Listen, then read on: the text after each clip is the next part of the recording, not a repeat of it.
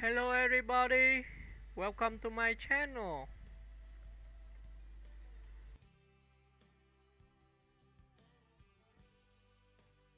Jean Seberg was an American actress and international icon whose life and career were marked by brilliance, rebellion, and tragedy. Born on November 13, 1938, in Marshalltown, Iowa, Seberg rose from a small-town Midwestern girl to become a symbol of French New Wave cinema, blending Hollywood glamour with European arthouse sophistication. Early career and discovery. Jean Seberg was selected from over 18,000 hopefuls in a nationwide talent search by director Otto Preminger to star as Joan of Arc in Saint Joan, 1957. Though her debut performance received mixed reviews, it launched her career. Preminger cast her again in Bonjour Tristesse, 1958, where her striking beauty and introspective style caught the attention of European audiences.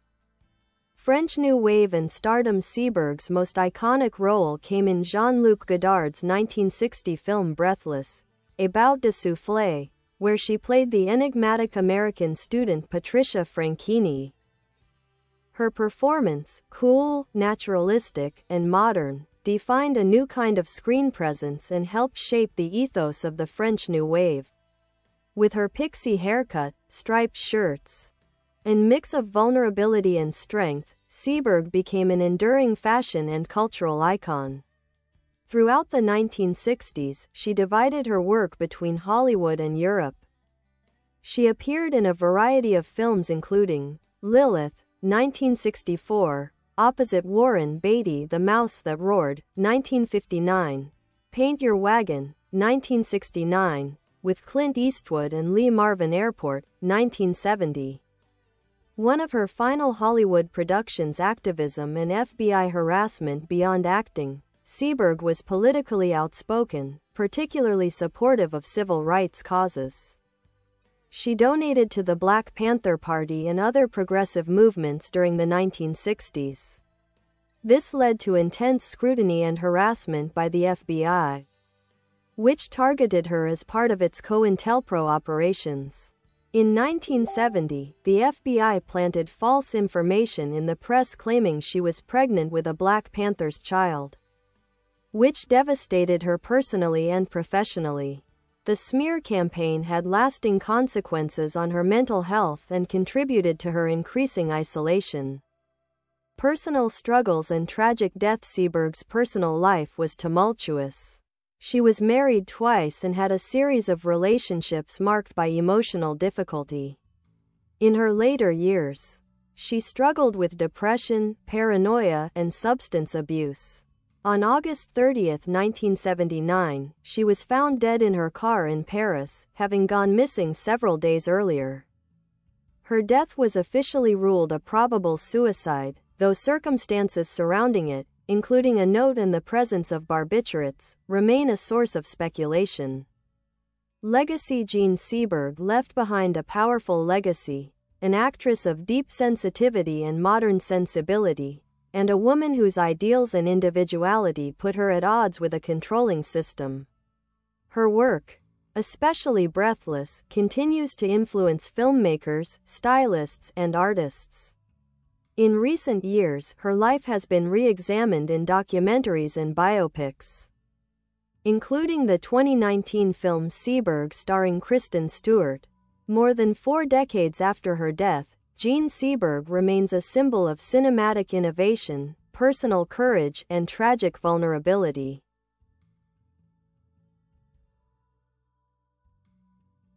A style icon and symbol of modern femininity, Jean Seberg's presence onscreen was unlike anything that had come before her. She embodied a fresh, natural, almost improvisational style of acting that was revolutionary in the post-war period. With her short cropped hair, minimal makeup, and boyish charm, she redefined female beauty for a new generation. In Breathless, her character selling newspapers on the Champs-Élysées in a New York Herald Tribune t-shirt became one of the most enduring images in film history. Seberg's style, effortless, androgynous, yet distinctly feminine, became a reference point for the emerging mode fashion of the 1960s and influenced everyone from fashion designers to pop stars. She was often compared to Audrey Hepburn and Brigitte Bardot, yet she maintained an individuality that set her apart. Struggles within Hollywood. Despite her beauty and talent, Jean Seberg never truly found a comfortable place in Hollywood. Her early critical failures and her refusal to play by the studio system's rules contributed to her sense of alienation. In interviews, she spoke openly about her dislike of the superficiality and politics of the industry. In contrast, European cinema gave her more freedom. French directors, especially those of the Nouvelle Vague, saw her as a muse, someone who could be both intimate and mysterious. She thrived in the looser, more experimental atmosphere of French filmmaking, and many of her best performances came from European productions. Political engagement and surveillance. Seberg's political activism, particularly her support for the civil rights movement, Native American rights, and her donations to groups like the NAACP and the Black Panthers, made her a target for government surveillance. The FBI under J. Edgar Hoover considered her a threat due to her visibility and the symbolic power of a famous white actress aligning with black political causes. In 1970, the FBI orchestrated a disinformation campaign to discredit her. A planted story in Newsweek falsely claimed that Seberg's unborn child was fathered by a Black Panther member, rather than her husband. The stress and humiliation reportedly contributed to her miscarriage and psychological breakdown. Seberg later held a funeral for the stillborn baby and insisted on an open casket to disprove the FBI's cruel lie. This violation of privacy and dignity was later exposed in FBI documents released through the Freedom of Information Act, leading to public outrage. It remains one of the most notorious examples of government overreach in Hollywood. Final years and mysterious death. By the late 1970s, Jean Seberg's career had stalled. She continued working in Europe but became increasingly unstable, suffering from depression, insomnia, and paranoia, some of which stemmed from legitimate fears, as she had been followed and wiretapped by authorities for years. Her death in August 1979, at the age of 40, was deeply tragic. After disappearing for several days, her body was found in her Renault parked on a Paris street, wrapped in a blanket with a bottle of barbiturates nearby. A note was found in her car addressed to her son, Diego. While the official cause of death was ruled a suicide, many still question whether the psychological warfare waged against her by the FBI played a direct role in her demise. Reassessment and cultural reappraisal. Jean Seberg's life and legacy have undergone a reappraisal in recent decades. The 2019 film Seberg, starring Kristen Stewart, helped introduce her story to a new audience and highlighted the damaging effects of state surveillance on artists and activists. Documentaries such as From the Journals of Jean Seberg, 1995, and scholarly biographies have explored her in fuller, more nuanced terms, not just as an actress, but as a symbol of resistance, vulnerability, and modern womanhood. In retrospect, Jean Seberg is remembered as more than a tragic figure. She was a trailblazer, unafraid to speak her mind, to act outside the norms of her time, and to embody a new vision of womanhood both on-screen and off. Her brief but luminous career continues to inspire actors, feminists, and cinephiles around the world. Though her life was cut short, her spirit remains alive in the frames of Breathless, in the courage of her activism, and in the enduring image of a woman who never gave in.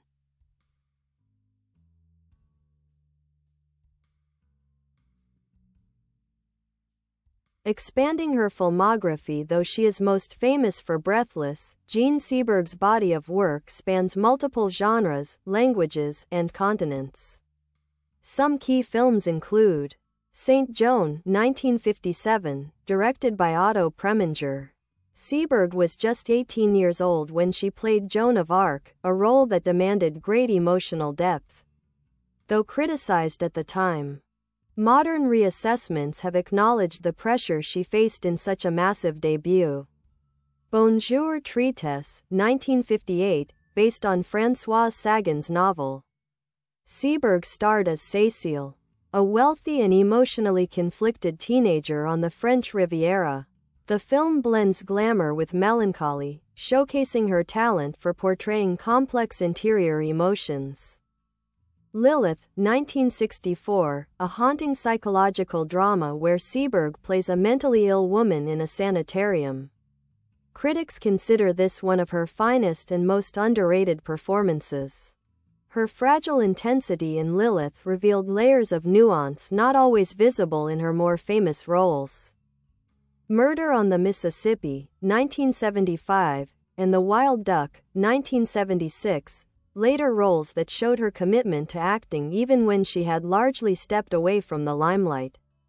Her film career, particularly in Europe, reflected a refusal to be boxed into conventional roles. She chose scripts that often dealt with alienation, identity, and the constraints of society. Red Heart personal life and relationships. Jean Seberg's romantic life was as complex as her career. She was married twice. François Moroy, a French attorney turned filmmaker whom she married in 1958. He directed her in La Récréation, 1961, but their marriage ended in divorce. Romain Gary, the celebrated French novelist and diplomat, 24 years her senior. They married in 1962 and had a son, Alexander Diego Gary, born in 1962. Gary won the prestigious Prix Goncourt twice, under two different names, and had a fiercely intellectual relationship with Seberg. Though their marriage ended in 1970, she was also romantically linked to high-profile figures including actor Clint Eastwood and revolutionary figures such as Hakeem Jamal, a cousin of Malcolm X.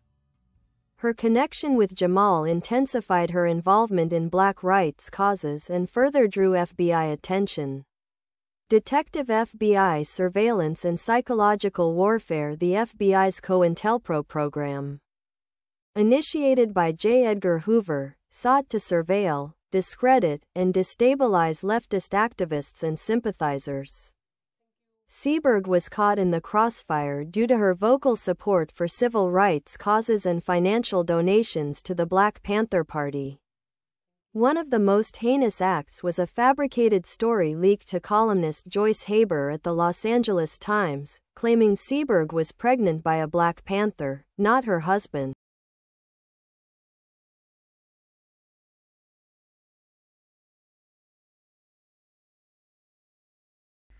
Bye bye. Time for watching. Bye.